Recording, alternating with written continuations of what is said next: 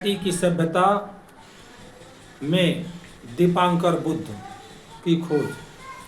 सिंधु घाटी की सभ्यता की एक मूर्ति को प्रीस्ट किंग कहा गया है। उजले रंग की, कम पकी हुई और सिलखड़ी की बनी हुई मूर्ति है। मूर्ति की ऊंचाई 17.5 सेंटीमीटर तथा चौड़ाई 11 सेंटीमीटर है। फिलहाल मोहनजोदड़ो से प्राप्त यह मूर्ति नेशनल म्यूजियम कराची में है। प्रीस्ट किंग की मूर्ति के शरीर पर बौद्ध शैली का वस्त्र है, जिसमें वस्त्र को बाएं कंधे पर रखा गया है और दायां कंधा मुक्त है। गौतम बुद्ध भी इसी शैली में वस्त्र धारण करते थे। प्रीस्ट किंग की मूर्ति की आंखें खुली हुई है और उसकी नज़र नाक के अगले हिस्से पर टिकी हुई है। बुद्ध की भी अमूमन मूर्तियां अधखुली आंखें वाली हैं और नज़र नाक के अगले हिस्से पर टिकी हुई है। आध खुली आंखें अनासक्त अवस्था को दर्शाती हैं और इसी अवस्था को दिखाने के लिए बुद्ध की आंखें अधखुली दिखाई जाती हैं। प्रीस्ट किंग की मूर्ति का कमर का निचला हिस्सा नहीं है। इस कारण ये हमें पता नहीं है कि वो किस मुद्रा में बैठी हुई है, मगर मोहनजोदड़ो के एल एरिया से गौतम बुद्ध जैसा वस्त्र पहने और उन्हीं की मुद्रा में बैठी हुई एक दूसरी मूर्ति मिली है। मूर्ति की कमर में चुन्नट वाला गौतम बुद्ध जैसा वस्त्र है। चुन्नट वाली यह मूर्ति धूसर सिलखड़ी की बनी है और फिलहाल इस्लामाबाद म्यूजियम में है। मूर्ति का दायां हाथ भूमि स्पर्श मुद्रा में है, मगर चुन्नट वाली इस मूर्ति का सिर नहीं है। संयोग से पीठ के ऊपरी हिस्से का केश विन्यास बच गया है। चुन्नट वाली इस मूर्ति का केश विन्यास ठीक प्रीस्ट किंग जैसा है। दोनों मूर्तियां वैशिष्ट में एक जैसी हैं। जब हम प्रीस्ट किंग के निचले वस्त्र तथा बैठने की मुद्रा की परिकल्पना कर सकते हैं, प्रीस्ट किंग भी कमर में चुन्नट वाला वस्त्र पहनना होगा और उसकी बैठने की मुद्रा स्पर्श मुद्रा होगी। प्रीस्ट किंग की कमर के नीचे का वस्त्र, कमर के ऊपर का वस्त्र, बैठने की मुद्रा, अधखुली आंखें, नाक के अगले हिस्से पर नजर, सब कुछ बौद्ध संस्कृति से मेल खाते हैं। प्रीस्ट किंग का अनुवाद पुरोहित राजा किया गया है, लेकिन बौद्ध शैली का पुरोहित होने के कारण बुद्धिस्ट मंक किंग कहना अधिक सटीक होगा। सिर पर पीपल, सील पर पीपल, बर्तन पर पीपल। सिंधु घाटी सभ्यता में पीपल छाया हुआ था। पीपल की पूजा, पीपल की रक्षा, पीपल लेने की होड़ सिंधु घाटी सभ्यता में सर्वाधिक पवित्र था। 28 बुद्धों में से चौथे दीपांकर बुद्ध थे। दीपांकर बुद्ध का बोधि वृक्ष पीपल है। ये जो प्रीस्ट किंग की मूर्ति है वह लगभग 1900 से 2000 ईसा पूर्व की है। दीपांकर बुद्ध का समय भी लगभग वही है। 6ठी शताब्दी ईसा पूर्व में गौतम बुद्ध हुए हैं। दीपांकर बुद्ध उनसे 24 पीढ़ी पहले हुए हैं। सिंधु घाटी सभ्यता पर पीपल का जबरदस्त प्रभाव दीपांकर बुद्ध के बोधि वृक्ष पीपल के कारण जान पड़ता है। ऐसा अनुमान किया गया है सिंधु घाटी सभ्यता की प्रशासन व्यवस्था धर्म गुरुओं और पुरोहितों के हाथों में केंद्रित थी। शासन धर्म प्रधान था, न राज सिंहासन न राजमहल। जनता पर शासन करने वाली हुकूमत जो भी रही हो वह बल प्रयोग में विश्वास नहीं करती थी। जीवन शांतिपूर्ण था। ऐसे भी अनासक्त मुद्रा का शासन बहुत क्रूर नहीं हो सकता। सिंधु घाटी सभ्यता में तलवारें बिल्कुल नहीं मिलती हैं। शिरस्त्राण और कवच जैसी रक्षात्मक चीजें सिर से गायब हैं। बड़े पैमाने पर फौज और लश्कर का पता नहीं चलता। जेल जैसी कोई संरचना नहीं मिलती। जो चाकू और कुल्हाड़े मिले हैं वे हथियार नहीं है बल्कि औजार हैं। यही तो बौद्ध सभ्यता है।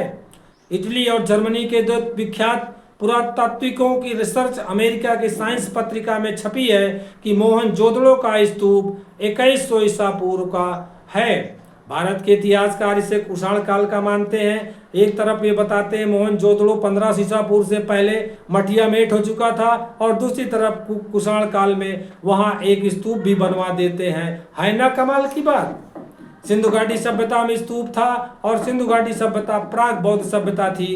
पुरातात्विकों ने बहुत साफ लिख दिया है कि मोहनजोदड़ो का स्तूप सिंधु घाटी की सभ्यता के बाद का हो ही नहीं सकता है, भले ही स्तूप को चाहे जिस संज्ञा से संबंधित किया जाए। कुल मिलाकर 28 बुद्ध हुए। 28 बुद्धों में चौथे दीपांकर बुद्ध थे और 28वें गौतम बुद्ध थे। छठी शताब्दी ईसा पूर्व में गौतम बुद्ध हुए और दीपांकर बुद्ध उनसे 24 पीढ़ी पहले सिंधु घाटी सभ्यता के समय में हुए। 28 बुद्धों में से 2 बुद्धों का बोध वृक्ष पीपल है, एक दीपांकर बुद्ध का और दूसरा गौतम बुद्ध का। सिंधु घाटी सभ्यता में पीपल वृक्ष की पवित्रता की जो दाग है वह गौतम बुद्ध के कारण नहीं बल्कि दीपांकर बुद्ध के कारण है। फाहियान ने दीपांकर बुद्ध को पुष्पार्पण किए जाने का उल्लेख नगार जनपद में किया है। आश्चर्य है कि ये नगार जनपद सिंधु घाटी सभ्यता का क्षेत्र है। सिंधु घाटी सभ्यता में पीपल की वो महिमा थी कि पीपल के पत्ते के आकार में कुएं बने, जैसे अष्टांगिक की महिमा के बाद में अष्टकोणीय कुएं बने थे। बुद्धिस्ट आर्किटेक्चर रोए में बुद्धिज्म में पगा हुआ है। बराबर की गुफाओं पर द्वार जैसे पीपल के पात हैं। अनेक बुद्धिस्ट आर्किटेक्चरों खिड़कियों में दरवाजों में पीपल का बिंब हमें मिलता है। थेरवाद का विकास गौतम बुद्ध के पहले से हो रहा था। स्तूपों की परंपरा भी पहले से थी। ऋग्वेद में भी 2 बार स्तूपों का जिक्र अकारण नहीं है। ऋग्वेद के चर्चित हिरण स्तूप ऋषि को कौन नहीं जानता, भला बगैर स्तूप हुए हिरण स्तूप का नाम कैसे पड़ा।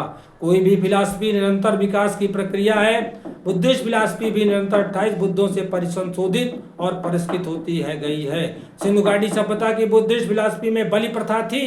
देवता के समक्ष बलि दिए जाने का दृश्यांकन शीलों पर मिलता है। सिंधु घाटी सभ्यता की बुद्धिस्ट फिलॉसफी में अंधविश्वास लिए ताबीज पहनने का रिवाज था।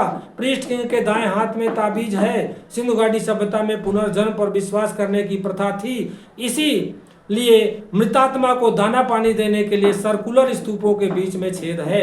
गौतम बुद्ध ने तमाम पूर्व बुद्धिस्टों फिलॉसफियों के पाखंडों पर अपना प्रतिवाद जताया था। बुद्ध यही किए, न कि किसी वैदिक कर्मकांड का विरोध किए। इसीलिए कहा जाता है गौतम बुद्ध ने बौद्ध धर्म का प्रवर्तन किया था, स्थापना नहीं की थी। सारनाथ में बुद्ध ने धम्म चक्र प्रवर्तन किया था, स्थापना नहीं की थी। सम्राट अशोक ने कम से कम 3 पूर्व बुद्धों की स्मृति में उनके जन्म स्थलों पर अलग अलग स्तंभ बनवाए थे, स्तूप बनवाए थे। पहला स्तंभ गौतम बुद्ध की स्मृति में उनके जन्म स्थल लुम्बिनी में लगवाए। दूसरा स्तंभ कोड़ागमन बुद्ध की स्मृति में उनके जन्म स्थल निगाली सागर में लगवाए। तीसरा स्तंभ ककुसंद बुद्ध की स्मृति में उनके जन्म स्थल गोटिहवा में लगवाए। बुद्धों की परंपरा थी। सिंधु घाटी की सभ्यता पर आर्यों ने विजय हासिल की तो आर्यों पर हर्यक नागों, शैशुनागों तथा नंदों और मौर्यों ने कब विजय हासिल की? ये युद्ध कब हुआ था? सिंधु जनों को पराजित करने वाले आर्य इस काल में कहाँ छिपे थे? आर्यों का वह पराजित इतिहास कहाँ है? कहाँ थे आर्यों के वे घोड़े, वे रथ, ये तलवारें, जब हर्यक नागों, शैशु नागों, नाग का भारत पर शासन था? सिंधु घाटी सभ्यता के बाद कुबड़दार बिशप के सिक्के बड़े पैमाने पर चलाने का श्रेय नाग राजाओं को है। सिंधु घाटी की सभ्यता को आर्यों ने कभी नहीं जीता था। ये पराजय की कुंठा थोपने की कोशिश है, वरना सिंधु घाटी सभ्यता के ऊपरी सतह पर आर्यों की जीत की निशानियां मिलती है। ईसा से 1500 साल पहले भारत में आर्यों की बसावट की बात सही नहीं है। ईसा से कोई 550 साल पहले सिंध पंजाब में इलाके में आर्यों की बसावट आरंभ हुई। धीरे धीरे ये बसावट भारत में फैलती गई। तब श्रमण लोग दास की उपाधि भी धारण करते थे।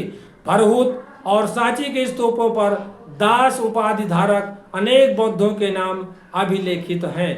आर्यों का जो सांस्कृतिक संघर्ष हुआ वो इन्हीं दासों से हुआ। जिस तरह प्राकृत के श्रमण में रा जुड़कर श्रमण बना, उसी तरह प्राकृत के दसन में रा जुड़कर दर्शन बना। दसन और दर्शन दोनों का अर्थ देखना है। दसन से दास बना, दास में दसन का भाव है, देखने का भाव है, अवलोकन करने का भाव है। दास में गुलामी का भाव नहीं है। दास में गुलामी का भाव वर्चस्ववादी संस्कृति द्वारा थोपा गया है। आर्यों की भाषा प्राचीन ईरानी थी, जिससे भारत की प्राचीन प्राकृत भाषाएं टकराकर क्रमशः ईसा के आसपास संस्कृत भाषा को जन्म देती हैं। धम्म पद में बुद्ध ने कहा है, ए धम्मो सनातनो, यही धम्म सनातन है। अशोक ने ब्रह्मगिरी आदि शिलालेखों में लिखवाया कि ऐसा पुराण पकिति, यही धम्म की पुरातन पुराणा रीति है। धम्म पहले से चला आ रहा है। साहित्यिक और पुरातात्विक दोनों सबूत बताते हैं कि धम्म ही सनातन है, धम्म ही पुरातन है। मतलब कि धम्म की ही परंपरा पहले से चली आ रही है थी और बुद्ध के पहले भी हुए बुद्ध हैं। साल 2022 के अगस्त महीने मोहनजोदड़ो से खबर आई कि वहां से बारिश में अचानक ही इरशाद अली सोलंकी को बुद्ध जैसी धातु की मूर्ति मिली है। ये मूर्ति लटकाई जाने वाली मूर्ति है। इतिहासकारों ने इसकी पहचान बुद्ध पेटेंट के रूप में की है। पाकिस्तान के इरशाद अली सोलंकी मोहनजोदड़ो में टूरिस्ट गाइड है और लड़काना में रहते हैं। मोहनजोदड़ो स्तूप के पूर्वी मठ के कमरे से जो कुषाणकालीन सिक्के मिले हैं वो क्यों मिले हैं? जब मोहनजोदड़ो नेस्तानाबूद हो गया तब कुषाण काल के बौद्ध वहां क्यों जाते थे? मुर्दों के टीला पर भूत देखने या कोई बात है? निश्चित रूप से मोहनजोदड़ो प्राग बौद्ध सभ्यता का केंद्र था।